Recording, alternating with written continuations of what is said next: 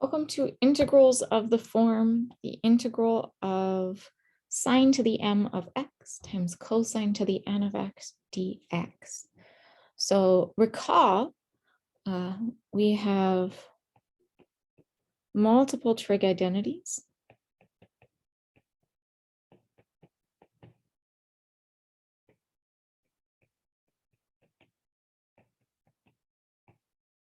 With powers of sine and cosine.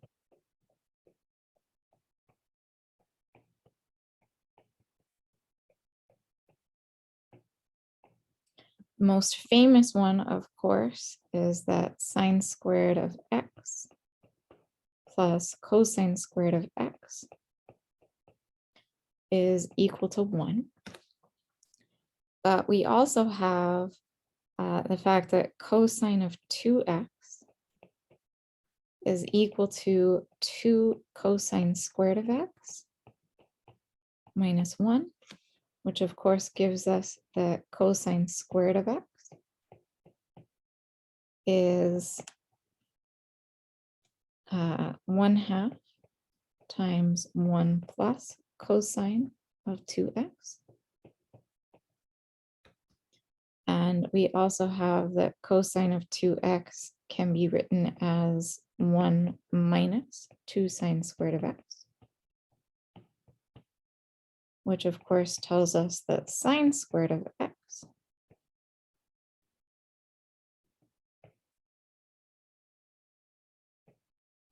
is equal to 1/2 of 1 minus sine of 2x. Sorry, cosine of 2x.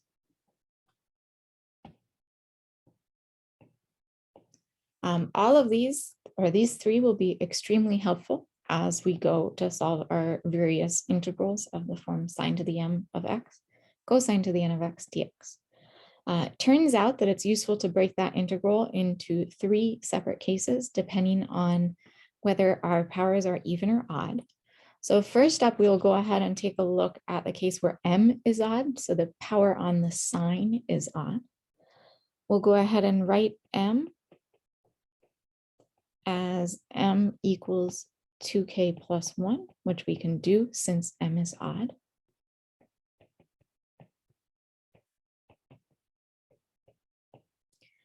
Once we do that, we therefore have that the integral of sine to the m of x cosine to the n of x dx is equal to the integral of sine to the 2k plus 1 of x times cosine to the n of x dx. We are going to peel off that one extra copy of sine.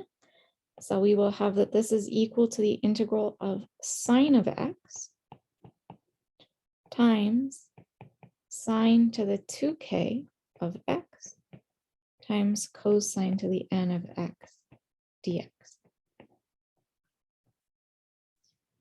From here, that sine to the 2k of x, that's the equivalent of, we have, for our whole integral, we have sine of x times, this is sine squared of x raised to the k for that sine to the 2k component times cosine to the n of x dx,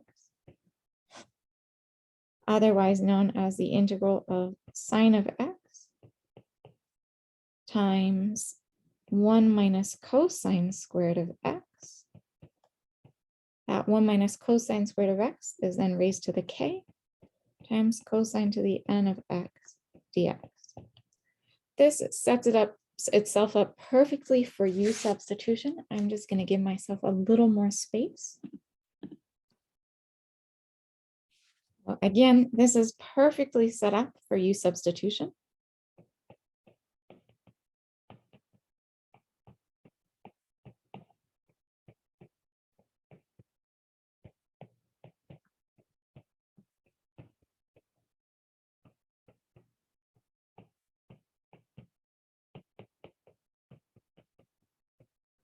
So we are going to take our u to be cosine of x. Then we have du would be a negative sine of x dx. And so we wind up with our integral is negative the integral of 1 minus u squared, that whole thing raised to the k, times u to the n du. Again, that negative comes from the fact that du is negative sine of x dx. At that point, we can go ahead and solve, right? We have a very similar trick in case 2, which is the case when n is odd, or the power on cosine is odd. So once again, we would set n equal to 2k plus 1, since n is odd. Then we have the integral of sine to the m of x times cosine to the n of x dx is the same thing as the integral of sine to the m of x times cosine to the 2k plus 1 of x dx. Again, we are going to peel off that extra copy of cosine. So this is equal to sine to the m of x times cosine to the 2k of x times cosine of x dx. Cosine to the 2k, we can write as cosine squared, whole thing raised to the k. So this is the integral of sine to the m of x times cosine squared of x, that whole thing raised to the k, times cosine of x dx. But cosine squared is just 1 minus sine squared. So we have the integral of sine to the m of x times 1 minus sine squared of x. That entire 1 minus sine squared of x is then raised to the k times cosine of x dx. Again, this is set up for u substitution. Let's go ahead and set u to be equal to sine of x. Then we have our du is just that cosine of x dx that we have on the end. And so we wind up working with the integral of u to the n times 1 minus u squared raised to the k du. This is again just a polynomial. So from here, we can just integrate, expand and integrate.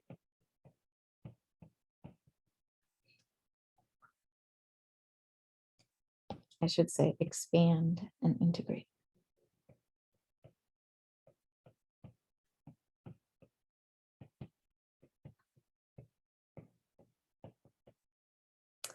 Our last case is the case when both m and n are even. So this time around, we are not able to just immediately apply u substitution because we don't have an extra cosine or sine lying around. So in the case where both m and n are even, we'll go ahead and set m. Sorry, let me change colors. We'll set m to be 2k and n to be 2j. So we are looking at the integral of sine to the m of x times cosine to the n of x dx is equal to the integral of sine to the 2k of x times cosine to the 2j of x dx. Again, there is no extra sine or cosine to pull out for our du. So note, there is no extra sine or cosine to pull out for our du.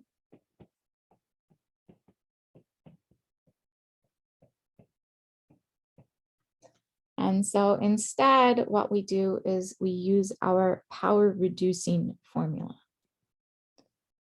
So instead, we will use the power reducing formulas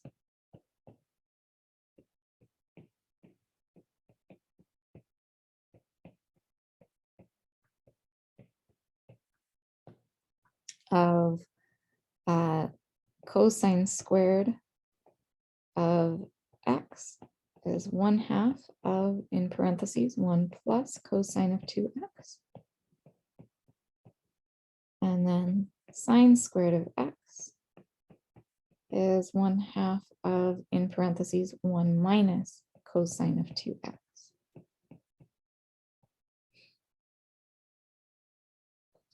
So we are working with our integral is equal to the integral of sine squared of x, whole thing raised to the k, that's our sine to the 2k, times cosine squared of x, whole thing raised to the j, that's our cosine to the 2j, dx. We can now put in our power reducing formulas. This becomes the integral of 1/2 of 1 minus cosine of 2x, that whole thing raised to the k, times then 1/2 of 1 plus cosine of 2x, that whole thing raised to the j, and then dx. At this point, we go ahead and expand.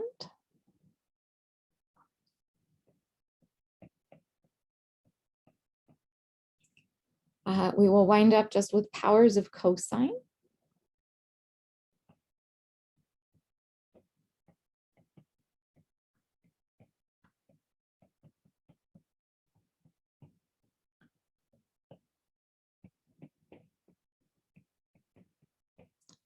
For odd powers of cosine,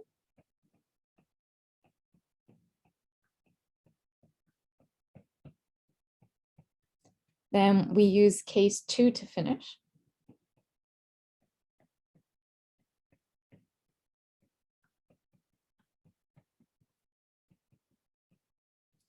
For even powers of cosine,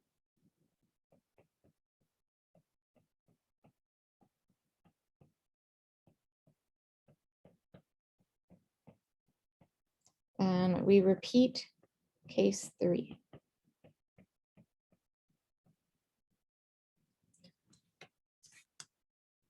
So these problems can get particularly long. Case 1 and 2 are relatively quick. Case 3 can be quite lengthy. In the next video, we will go ahead and look at some examples where we apply these techniques.